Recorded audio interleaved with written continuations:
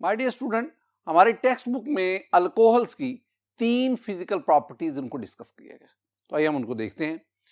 पहली physical property है odour and taste. Odour and taste मैं यहां पे ये आपसे साथ डिस्कस करूंगा कि ये जो लोअर अल्कोहल्स हैं, लोअर अल्कोहल्स, अच्छा स्टूडेंट, लोअर अल्कोहल से मेरी मुराद है मेथनॉल, एथनॉल एंड प्रोपनॉल, यानी कार्बन 1, कार्बन 2, कार्बन 3 वाले अल्कोहल। ये जो लोअर अल्कोहल्स हैं they are colourless,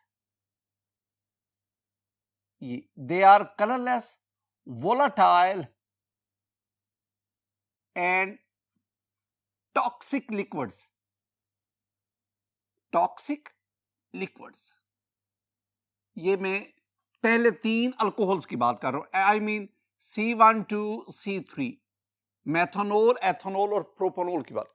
they are colourless, volatile and toxic liquids and they have sweet, I mean alcoholic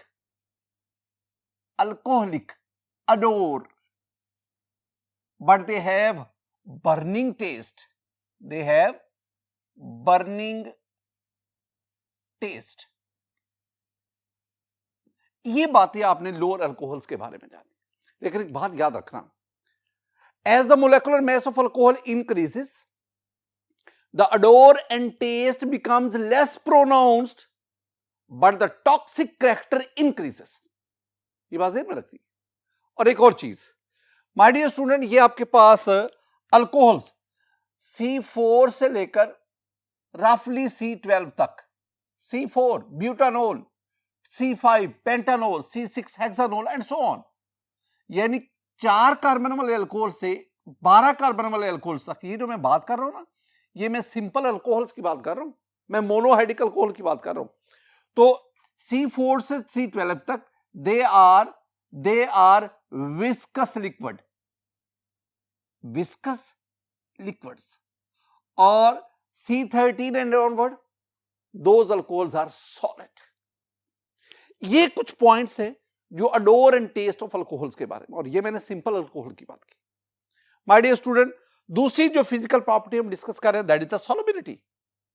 पहले आप सेंटेंस देखें, the lower alcohols are readily soluble in water. पहली बात, ये जो लोअर अल्कोहल है वही जिनकी मैं बात कर रहा हूं, यानी methanol, ethanol, propanol, they are readily soluble in water. ये पानी में फौरन हल हो जाते हैं। They are soluble in water in all proportion. मैं सिंपली कह, they are miscible with water. Water में तमाम प्रोपोर्शन में हल हो जाते हैं।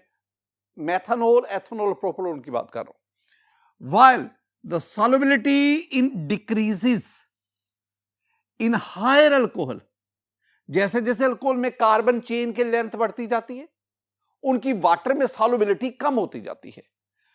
और ये आगे रीजन आ गया, the solubility of alcohol is due to the hydrogen bonding which is more prominent in lower alcohols. तो lower alcohol they are soluble in water due to hydrogen bonding. तो हाइड्रोजन बॉन्डिंग की बदौलत lower alcohol water soluble है, लेकिन but less prominent है alcohol. Lower alcohol are soluble in water due to hydrogen bonding, लेकिन higher alcohols are insoluble in water due to less prominency of hydrogen bonding. अब ना आप ना alcohol का ये मॉलिक्यूल देखिए, 2 इसके पार्ट्स हैं, एक ये R जिसे हम अल्काइल पार्ट कहते हैं, और एक ये OH hydroxyl group. My dear student, ये जो R है ना, ये जो अल्काइल पार्ट है, this one is hydrophobic. Why? Because this is non polar and it causes the insolubility in water. ये जो हायर अल्कोहल है ना, ये वाटर में इनसॉल्युबल होते हैं, और इनसॉल्युबल होने की वजह due to more effective character of this R। ये जो OH है, हाइड्रोक्सिल ग्रुप है, this one is hydrophilic, it has attraction for water. Why? Because this is polar part of alcohol molecule, and lower alcohol are soluble because this polar part it forms hydrogen bonding with water molecule. अब जैसे जैसे molecular mass बढ़ता है in higher alcohol, we can say In higher alcohol, the OH group becomes almost ineffective. ये बिल्कुल ineffective होता जाता है। जैसे कि माय डियर स्टूडेंट, ये मेरे पास ना अल्कोहल है, ये लोअर अल्कोहल है, ऑक्सीजन पे नेगेटिव, पार्शियल नेगेटिव, हाइड्रोजन पे partial positive. This one is water molecule, oxygen carry partial negative, while these two hydrogen carry partial positive. अब होता क्या है, अब इस ये वाटर का जो ऑक्सीजन है, ये अल्कोहल के एच के साथ ये अट्रैक्शन क्रिएट करता है। This one is called hydrogen bonding, H bonding. बिल्कुल इसी तरह ये मेरे पास एक और मॉलिक्यूल है, R O and H. This one is another molecule of alcohol. लेकिन याद रखना ये कौन सी अल्कोहल है, these are lower alcohol. This one is partial negative, this one is partial positive. अब ये जो अल्कोहल है, ये अपने इस नेगेटिव पार्ट के साथ, वाटर के साथ, ये अट्रैक्शन क्रिएट करता है, ये वाले। And this one is called hydrogen bonding, H bonding. And due to this hydrogen bonding the alcohol is soluble in water. लेकिन मैंने क्या कहा है, मैंने कहा है कि जैसे जैसे ये आप देखेंगे, ये मेथनॉल, एथेनॉल, प्रोपानॉल, ब्यूटानॉल, इनकी solubility they are almost in soluble in water in all proportion.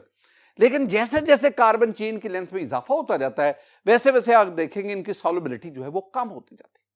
वजह मैंने क्या कही है, वजह मैंने कही है कि जैसे जैसे हाइड्रोकार्बन चेन उसकी लेंथ में इजाफा होता जाता है, वैसे वैसे hydrogen bonding with water molecule less prominent होती जाती है, और यूं solubility of alcohol in water वो कम होती जाती है।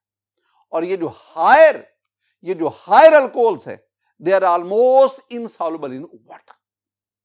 माय डियर स्टूडेंट, ये जो सॉल्युबिलिटी है ना, इसमें एक और बहुत इंपॉर्टेंट बात आपके साथ शेयर करने जा रहा हूं, और वो क्या है, वो है affect of branching on the solubility of alcohol. Alcohol की सॉल्युबिलिटी, उस पर ब्रांचिंग का क्या अफेक्ट है। मैं कहूंगा कि the solubility of alcohol increases with increasing branching in alcohol.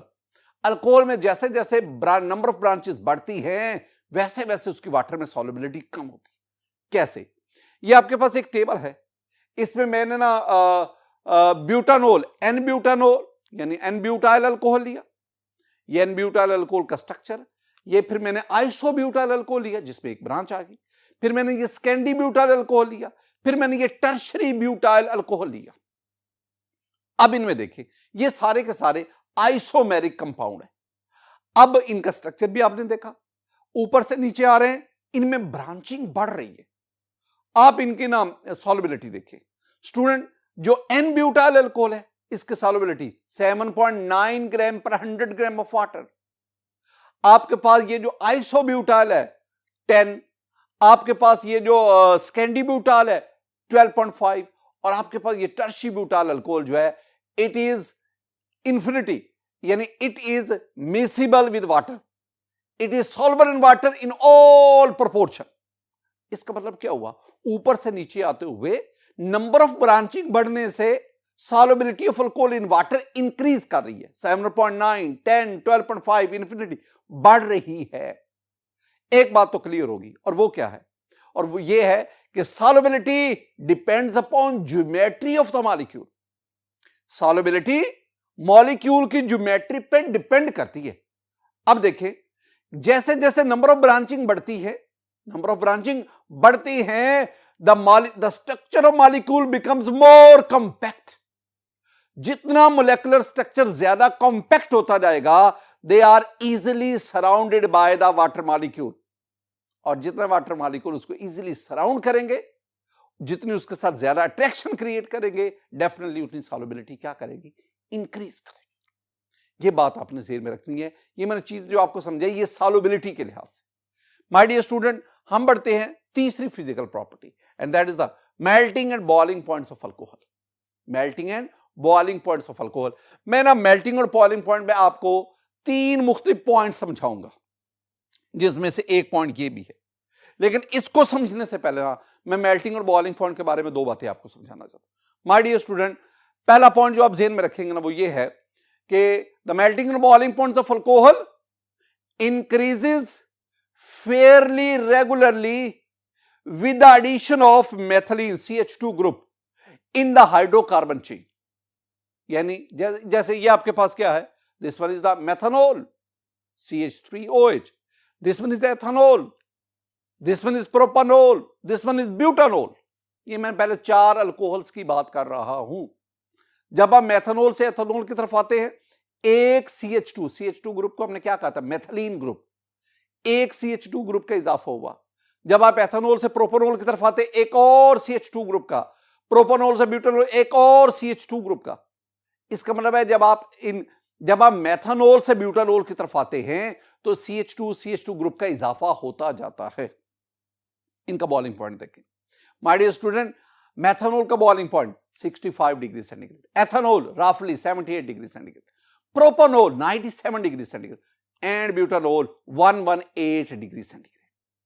अगर आप इनमें डिफरेंस देखेंगे ना, मेथनॉल और एथेनॉल के बॉइलिंग पॉइंट में डिफरेंस, एथेनॉल प्रोपेनॉल के बॉइलिंग पॉइंट में डिफरेंस, प्रोपेनॉल ब्यूटेनॉल के बॉइलिंग पॉइंट, तो रफली ये जो डिफरेंस आ रहा है, रफली मैं कह रहा हूं ये 20 डिग्री, रफली 20 डिग्री.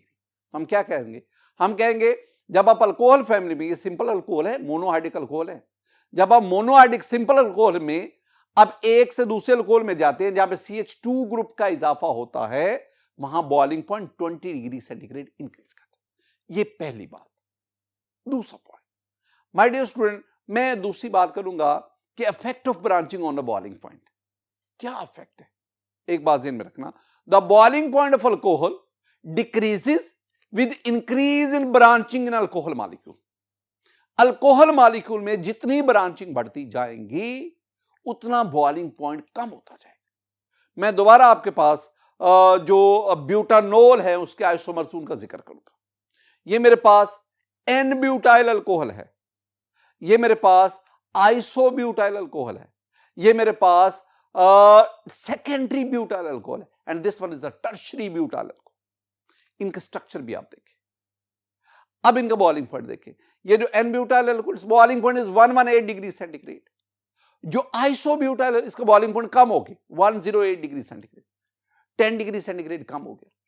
ये जो आपके पास स्कैंडी ब्यूटाइल अल्कोहल है, इसका बॉइलिंग पॉइंट और कम हो गया 100 डिग्री सेंटीग्रेड. और ये आपके पास नेक्स्ट आप देखेंगे बॉइलिंग पॉइंट और कम हो गया.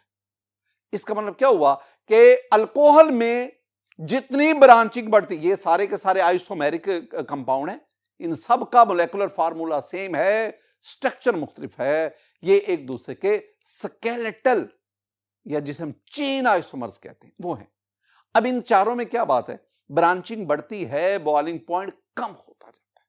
इसका मतलब ब्रांचिंग बढ़ने की वजह से इंटरमोलेकुलर फोर्सेस वीक होती जाती है, और इंटरमोलेकुलर फोर्सेस वीक होने की वजह से बॉइलिंग पॉइंट कम होता जाता है. तीसरी बात जो आपको समझानी वो ये पॉइंट है, और ये क्या है, melting and boiling points of alcohols are higher than corresponding alkane, ether and alkyl halide. Alcohols के मेल्टिंग और बॉइलिंग पॉइंट्स, अल्कोहल्स के मेल्टिंग और बॉइलिंग पॉइंट्स ये ज्यादा हैं, हायर किससे, अल्केन से. ये अल्कोहल्स है OH, methanol, ethanol, I mean methyl alcohol, ethyl alcohol. अब मिथाइल अल्कोहल के कॉरेस्पॉन्डिंग मीथेन, इथाइल अल्कोहल के कॉरेस्पॉन्डिंग ईथेन, प्रोपेन भी आ सकती है उसका. अब आप ना इनका boiling point high boiling point, इनका बॉइलिंग पॉइंट लो, बॉइलिंग पॉइंट की बात कर. वाई, इनमें H बॉन्डिंग है. सिंपल पहले बात को समझो ना, इनमें लैक ऑफ H बॉन्डिंग है. पहले तो आप आसानी से इन बातों को समझे ना, फिर मैं डिटेल की तरफ आता हूं. यानी क्या लिखा है, रीजन क्या है, रीजन वेरी सिंपल कि जो अल्कोहल है उनमें हाइड्रोजन बॉन्डिंग प्रेजेंट, ये जो अल्केन है उनमें हाइड्रोजन बॉन्डिंग एब्सेंट. तो hydrogen bonding is a strong intermolecular force. Due to the presence of hydrogen bonding, the melting and boiling points of alcohol are greater than alkene. ये तो आसान सी बात है. मैं आपको कुछ और तरीके से भी बात को समझाता हूं. माय डियर स्टूडेंट, मेरे पास ना 3 मुख्तलिफ क्लासेस के कंपाउंड है. अल्कोहल से मैं लेता हूं एथेनॉल, ईथर फैमिली से मैं लेता हूं डाइमिथाइल ईथर, और अल्केन फैमिली से मैं ये प्रोपेन लेता हूं. इन तीनों का मोलेकुलर मास रफली एक जैसा है। अब आपने इन तीनों की डायपोल मूवमेंट देखे। डायपोल मूवमेंट, ये जो आपके पास एथेनॉल है ना, its dipole movement is 1.69 dBi। ये जो dimethyl ether, its dipole movement is 1.30 dBi। और ये जो आपके पास propane, its dipole movement is 0.08 dBi। अब दो चीजें ध्यान में रखनी है।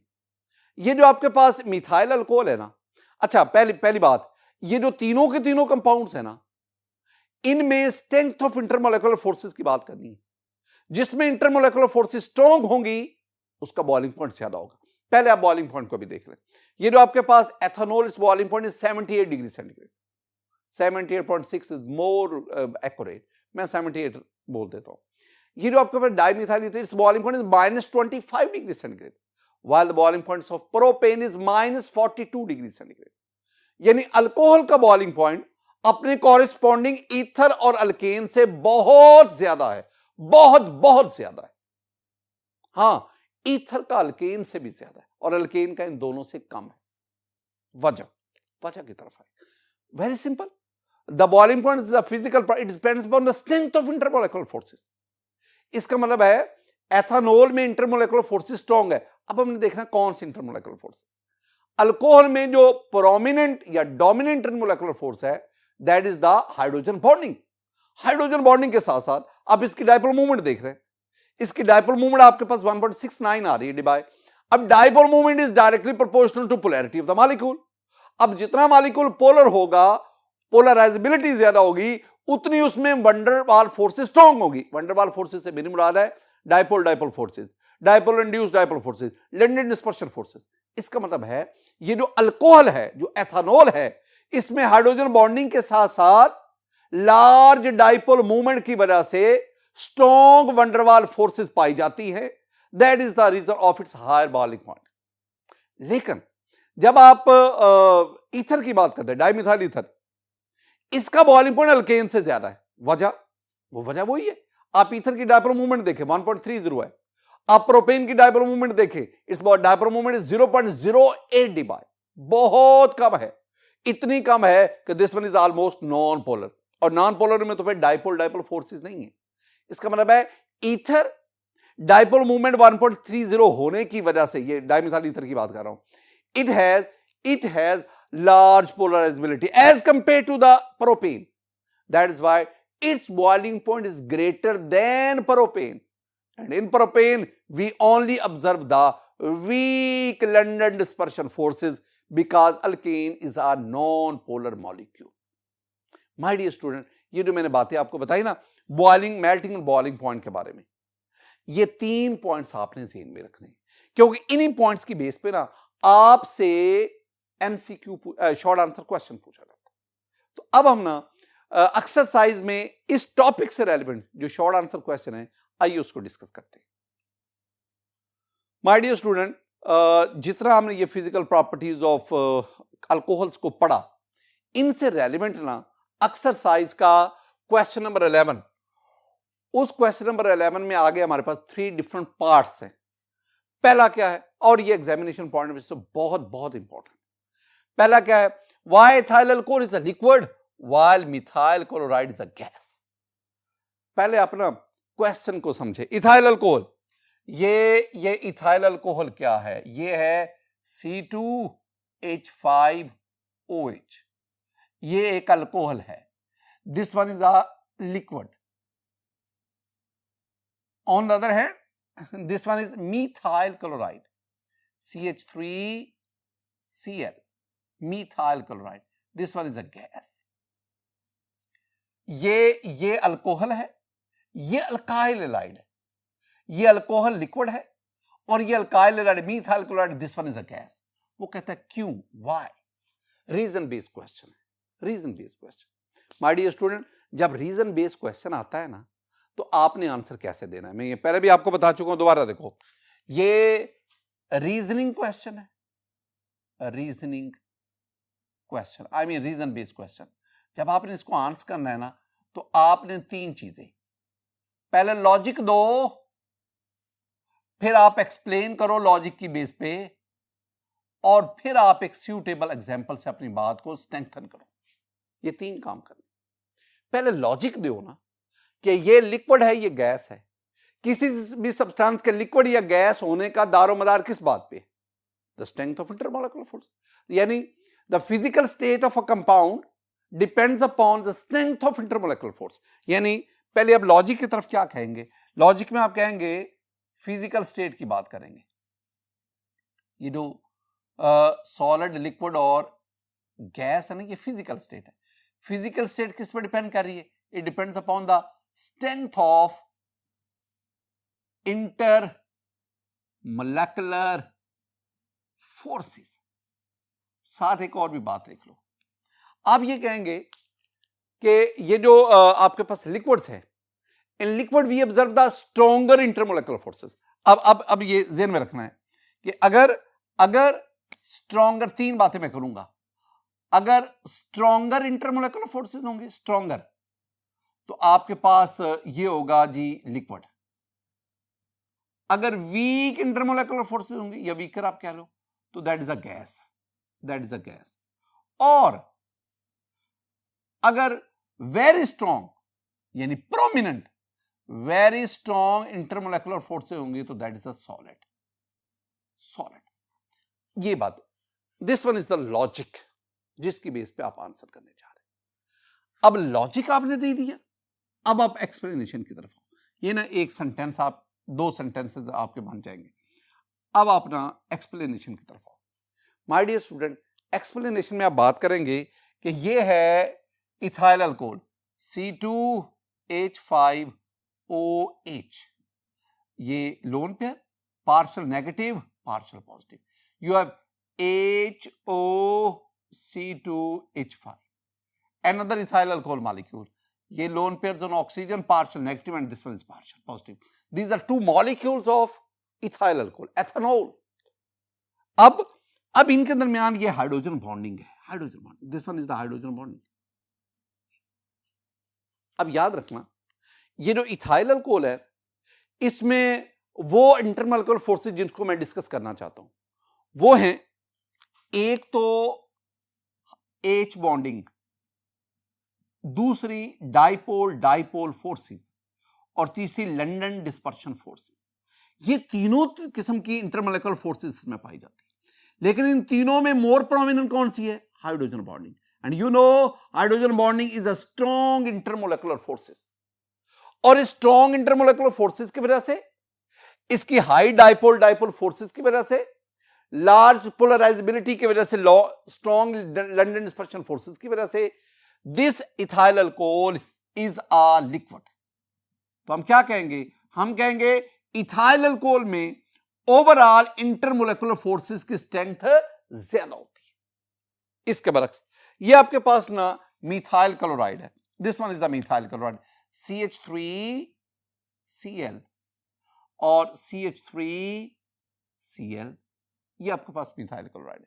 अब इसमें आप देखेंगे, मैं ना ये हाइड्रोजन दूसरी तरफ लिख देता हूं, ये C, ये Cl, सॉरी ये मेरे पास आ गया जी CH3 है ना, H एंड H, और इधर भी मैं हाइड्रोजन दूसरी तरफ लिख देता हूं, ये carbon, hydrogen and hydrogen, CH3Cl methyl chloride, CH3Cl methyl chloride.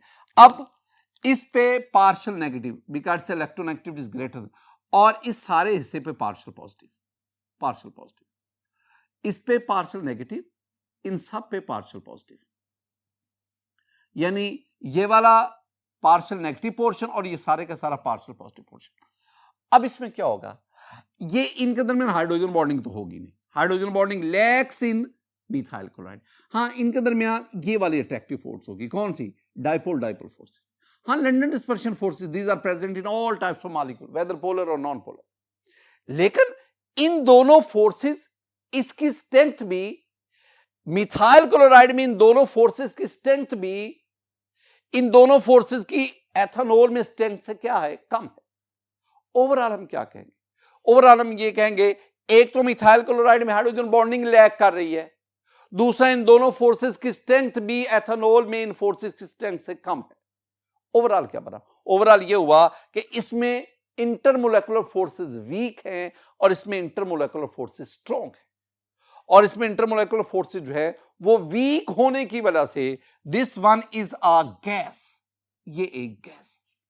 आप एक और चीज भी, आप ना स्टूडेंट, ये इथाइल अल्कोहल और मिथाइल क्लोराइड, आप इन दोनों का बॉइलिंग पॉइंट भी देख सकते हैं और इनके बॉइलिंग पॉइंट से भी नजर आ रहा है कि methyl alcohol is a liquid while ethyl alcohol is a liquid while methyl chloride is a gas. दूसरे क्वेश्चन की तरफ आए, ethanol, ethanol is the ethyl alcohol, ethanol is the ethyl alcohol, ethanol has higher boiling point than diethyl ether. Why? Ethanol का boiling point diethyl ether से ज्यादा क्यों है? Reason बताएं। मैं दोबारा कहूंगा, ये भी वाई आ गया, वाई का मतलब this is the reasoning question. इसका आंसर भी लॉजिक की बेस पे दोगे। हमें पहले इसका आंसर लॉजिक, एक्सप्लेन और फिर एग्जांपल देंगे। लॉजिक में आप क्या कहेंगे? लॉजिक में आप बताओ ना कि ये जो बॉइलिंग पॉइंट है, बॉइलिंग पॉइंट का ज्यादा होना और कम होना किस पे डिपेंड करता है? तो हम क्या कहेंगे? बिल्कुल फिजिकल स्टेट की तरफ। The boiling point of a substance depends upon the strength of intermolecular forces. यानी हम क्या कहेंगे? हम कहेंगे ये जो बॉइलिंग पॉइंट है it depends upon strength of intermolecular forces. और दूसरी बात हम क्या कहेंगे? अगर इंटरमोलेकुलर फोर्सेस स्ट्रांग होंगी तो बॉइलिंग पॉइंट ज्यादा होगा। यानी ये स्ट्रेंथ ऑफ डायरेक्टली प्रोपोर्शनल, ये डायरेक्टली, मैं यहां डायरेक्टली लिख देता हूं, तो boiling point is directly proportional to strength of intermolecular forces. अब आप देख लें, आपके पास एथेनॉल है, आपके पास डाइइथाइल ईथर है, आप इन दोनों में स्ट्रेंथ ऑफ इंटरमोलेकुलर फोर्सेस उसको देख लो। अभी मैंने एथेनॉल के बारे में क्या आपको समझाया? My dear student, this ethanol is the ethyl alcohol. Ethanol, इसमें 3 किस्म के अट्रैक्टिव फोर्सेस है, hydrogen bonding, dipole dipole force. मैं इनको कलेक्टिवली मैं ना वेंडर वॉल्स फोर्सेस कहता हूं। दीज आर वेंडर वाल फोर्सेस। हम क्या कहेंगे? हम कहेंगे ये जो एथेनॉल है ना, इसमें हाइड्रोजन बॉन्डिंग और वेंडर वाल फोर्सेस ये बहुत स्ट्रांग है और स्ट्रांग होने की वजह से इसका बॉइलिंग पॉइंट ज्यादा है। यानी पहले आपने लॉजिक दिया, अब उस लॉजिक की बेस पे आप एक्सप्लेन कर रहे हैं। और एक्सप्लेनेशन में आप क्या कह रहे हैं? आप कह रहे हैं कि एक तो एथेनॉल में हाइड्रोजन बॉन्डिंग है, साथ ही साथ इसकी लार्ज पोलराइजेबिलिटी की वजह से, इसके हाई डाइपोल मोमेंट की वजह से इसमें strong van der Waals forces पाई जाती है, जिसकी वजह से it has higher boiling point. अब आप आ जाए दूसरी बार किसके बारे में करेंगे? अब डाइइथाइल ईथर के बारे में कहेंगे। देखें my dear student, diethyl ether में आपके पास ये है डाइइथाइल ईथर C2H5O C2H5। हम ना 3 तरह के इंटरमोलेकुलर फोर्सेस का जिक्र कर रहे हैं। एक हम H बॉन्ड की बात कर रहे हैं, H बॉन्डिंग। हम ना डाइपोल डाइपोल फोर्सेस की बात कर रहे हैं। हम लंडन डिस्पर्शन फोर्सेस की बात, मैं डाइपोल इंड्यूस्ड डाइपोल फोर्सेस को वक्ती तौर पर डिस्कस नहीं कर रहा। पहली बात, ये जो डाइइथाइल ईथर है, डाइइथाइल ईथर, इसमें हाइड्रोजन बॉन्डिंग नहीं पाई जा रही। Strong, very strong intermolecular force वो नहीं है। इसका मतलब इसका बॉइलिंग पॉइंट बहुत कम है। ये जो है ना, ये वाली, ये dipole dipole force, it depends upon the dipole movement. अगर डाइपोल मूवमेंट ज्यादा होगी, पोलराइजेबिलिटी ज्यादा होगी, अगर डाइपोल मूवमेंट ज्यादा होगी, मॉलिक्यूल पर partial positive negative charge strong बनेंगे और definitely dipole dipole force strong. तो डाइपोल मूवमेंट अगर ज्यादा होगी, पोलैरिटी ऑफ मॉलिक्यूल ज्यादा होगी, और जितना मॉलिक्यूल ज्यादा पोलर होगा उतनी मॉलिक्यूल्स में डाइपोल डाइपोल फोर्सेस स्ट्रॉन्ग होंगी। माय डियर स्टूडेंट, इसकी डाइपोल मूवमेंट ना, इसकी डाइपोल मूवमेंट, अगर आप इथाइल अल्कोहल की डाइपोल मूवमेंट देखें तो यानी एथेनॉल, उसकी डाइपोल मूवमेंट 1.69 डिबाय है, और ये डाइइथाइल ईथर, इसकी डाइपोल मूवमेंट जो है वो 1.15 डिबाय, और कुछ बुक्स के मुताबिक 1.18 डिबाय है। लेकिन फिर भी आप देखेंगे इसकी डाइपोल मूवमेंट एथेनॉल के मुकाबले में बहुत कम है। इट मींस ये एथेनॉल के मुकाबले में लेस पोलर है, और लेस पोलैरिटी की वजह से इसमें डाइपोल डाइपोल फोर्सेस एथेनॉल के मुकाबले में वीक होती है। हाइड्रोजन बॉन्डिंग तो सिरे से है ही नहीं, तो वंडरवाल फोर्सेस इसमें वीक हैं और वीक होने की वजह से इसका बॉइलिंग पॉइंट जो है वो डाइइथाइल ईथर एथेनॉल से कम होता है। अब आप इसकी ना एग्जांपल दें। माय डियर स्टूडेंट, मैं आपसे क्या कह रहा था, लॉजिक दें, एक्सप्लेन करें और फिर एग्जांपल। 3 बातें। अगर रीजन बेस्ड क्वेश्चन आएगा, रीजनिंग क्वेश्चन आएगा, तो आप तीन स्टेप्स में उसका आंसर देंगे। अब एग्जांपल क्या है? एग्जांपल में आप इथाइल अल्कोहल और डाइइथाइल ईथर इसकी बॉइलिंग पॉइंट लिखें। आप जानते हैं, मैं बार बार भी कह रहा हूं कि ये जो एथेनॉल है जिसे हम इथाइल अल्कोहल कर रहे हैं, इसका बॉइलिंग पॉइंट 78.6 डिग्री सेंटीग्रेड। मैं मोर एक्यूरेटली, वैसे रफली में 78 ही बोलता जा रहा था। और ये जो आपके पास डाइइथाइल ईथर है, it's boiling point is 34.5 degree centigrade, और कुछ 34.7 डिग्री सेंटीग्रेड भी कहते हैं। 34 डिग्री सेंटीग्रेड भी लिख दें तो काम चल जाएगा। My dear student, we have another short answer question, that is water has higher boiling point than ethanol. Why? Again we have the why. Again the reason based question. Again we have to give the logic, explanation and example.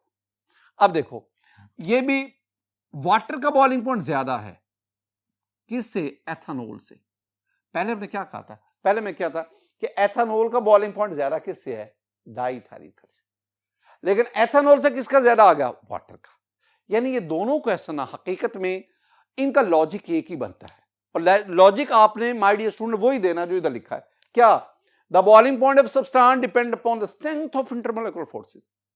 Stronger the intermolecular forces, higher will be the boiling point and vice versa. This one is the logic. अब आप explanation में आए। Logic दे दिया, logic लिखना नहीं है, ये तो वैसे यानी आपने ये लॉजिक का हेडिंग नहीं देना, ये तो मैंने आपको ऐसे लिख के दिया ना। स्टूडेंट, अब आप एक्सप्लेनेशन की तरफ जाए। एक्सप्लेनेशन में ना आप वही बात करें। मैं ना आपके सामने, ये वाटर है, ये वाटर का बीच में एक मॉलिक्यूल है, और इस मॉलिक्यूल ने 4 और वाटर मॉलिक्यूल के साथ हाइड्रोजन बॉन्डिंग बनाई हुई है। वाटर में ये जो हाइड्रोजन बॉन्डिंग है, इसकी स्ट्रेंथ ये ज्यादा है। किससे? एथेनॉल से। ये एथेनॉल है, ये एथेनॉल में एक मॉलिक्यूल ने ये 2 और मॉलिक्यूल्स के साथ हाइड्रोजन बॉन्डिंग क्रिएट की। अब इन दोनों में फर्क जरा देखना। दो में मैं आपको 2 बुनियादी इसमें डिफरेंसेस बता रहा हूं। पहला डिफरेंस, हाइड्रोजन बॉन्डिंग की मैं बात करूंगा। पहला डिफरेंस क्या है? माय डियर स्टूडेंट, वाटर में एक मॉलिक्यूल 4 और वाटर मॉलिक्यूल के साथ हाइड्रोजन बॉन्डिंग बना रहा है। ये जो हाइड्रोजन बॉन्डिंग है ना, ये वाली, ये इस दरमियान वाले मॉलिक्यूल के हिस्से में आधी आती है, आधी ऊपर वाले के पास। ये जो हाइड्रोजन बॉन्डिंग है, ये इस दरमियान वाले के हिस्से में आधी आती है, ये भी आधी, ये भी आधी। यानी अगर ये दरमियान वाला मॉलिक्यूल 4 नेबरिंग वाटर मॉलिक्यूल्स के साथ हाइड्रोजन बॉन्डिंग बना रहा है, तो इसके हिस्से में कितनी हाइड्रोजन बॉन्डिंग आ गई? 2। तो we can say that there are 2 hydrogen bondings per molecule in water. Water में पर मॉलिक्यूल 2 हाइड्रोजन बॉन्डिंग हैं। बट इन एथेनॉल ये मॉलिक्यूल 2 और एथेनॉल मॉलिक्यूल के साथ हाइड्रोजन बॉन्डिंग बना रहा है, तो इसके हिस्से में आधी इधर से, आधी इधर से, तो इसके हिस्से में कितनी आई? 1। तो in ethanol there is 1 hydrogen bond per molecule. चूंकि वाटर में हाइड्रोजन बॉन्डिंग का ओवरऑल इफेक्ट ज्यादा है, लिहाजा वाटर इसका बॉइलिंग पॉइंट एथेनॉल के मुकाबले में ज्यादा होता है। You have to draw the structures. और तीसरी बात क्या कहती है, वो आपके एग्जाम्पल है, और एग्जाम्पल में आप क्या करेंगे? एग्जाम्पल में आप बॉइलिंग पॉइंट ऑफ वाटर लिखेंगे, and you know the boiling point of water, this one is 100 degree centigrade at 760 torr, and boiling point of ethanol, that is 78.6 degree centigrade. ये ना, ये चीजें आपने ज़हन में बैठा।